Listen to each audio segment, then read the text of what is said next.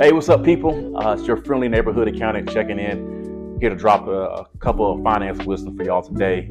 I want to kind of talk about some of the stuff that's been going on the past month or so. Discussion centered around tariffs.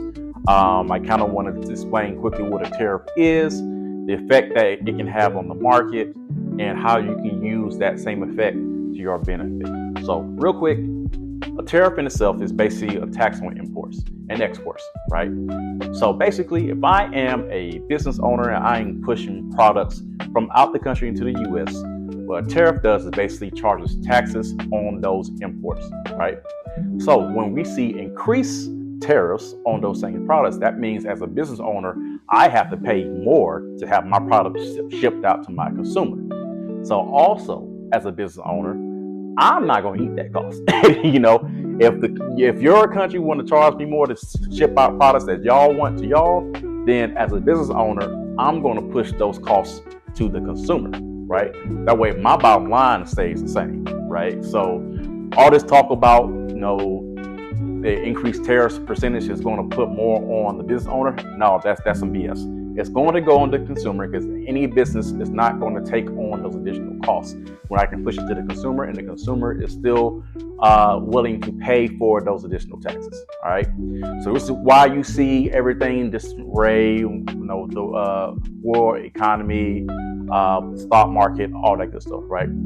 It's not necessarily the tariffs itself; it's the amount that the percentage of the tariffs that's causing all this array. When you're talking about adding additional 80%, 100%, 120%, yeah, people gonna freak out a little bit, So prime example of that, for those who pay attention to like the gaming industry, right? One of the new products that's gonna be pushed out here fairly soon is the new Nintendo Switch 2, right? So the standard price for that console was a lot lower in comparison to once the tariffs dropped. When the tariffs dropped, then it increases the price of that product. I want to say by an additional $50 or so, probably more than that. I can't tell you off the top of my head because I don't keep that stuff right there for for obvious reasons. I have to look at stuff just like everybody else, even though I'm good at finance. But anyway, that's the point.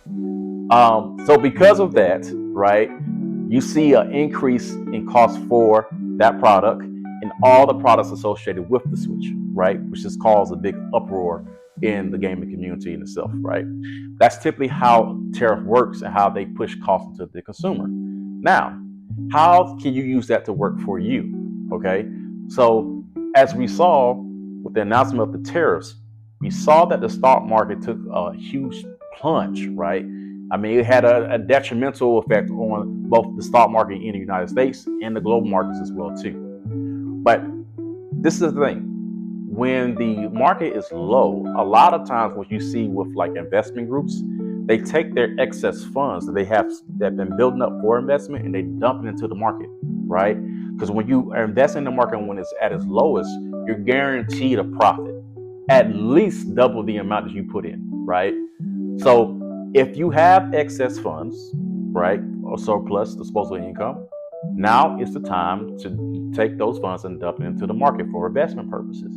Because when the market returns to normal and bounces back, which it always does, right, you are guaranteed to at least double your profit, right? But also at the same time too, if you don't have a surplus, if you don't have disposable income that you can use to dump into the market or invest in, brother, sister, what are we doing? Okay, there's no reason why, if you're working this hard, whether it's in corporate or your own business or whatever it may be, you working hard to bring money in, and you don't have no funds off for a rainy day, then we need to rethink how we're doing our spending. Because unless you have stuff going on that has to take your funds, yeah, you're not setting yourself up to build a large sum of financial wealth and generational wealth. So for those who do, now is the time to dump into the market. And when it stabilizes, and there ain't no telling when that may be. I'm not saying it's going to happen in the next month or two or whatever. Usually it's a long-term investment type deal, right? It may take about a year or two. Once politics subside, everything starts to subside and everything for the market to fully rebound. But once it does, I guarantee you, you're going to make a very, very solid profit. Okay. So, yes, I understand stuff with tariffs is kind of frustrating. There's additional costs that we all have to take care of. We all trying to navigate it all together, right? But this is one way that you can use that to your advantage. And there will be plenty of other situations that will pop up over the years where that will have these type of effects on the market. And it's very important that you are prepared and ready to invest when those situations arise. Because if you are not, then you are missing out on a golden opportunity. Back in 2008, when the market crashed, that was like the prime time for investors, right? Market's down, everything is low. I'm gonna dump everything I have into the market, and when it stabilizes, you see a lot of these investment groups come out with extremely large profits, and there is no reason why you shouldn't benefit from that too. Okay, so that's my little tip for today. Take it with it as you will. Hey, I'm just an accountant, but I'm just want to make sure I spread this wisdom to you all. That way you can make better financial decisions and put yourself in the best position to be successful for you and your family. Because at the end of the day, we in this together. We want everybody to succeed and have financial freedom. But that's it for me today. I hope y'all have a blessed day. I'll see you next time. God bless.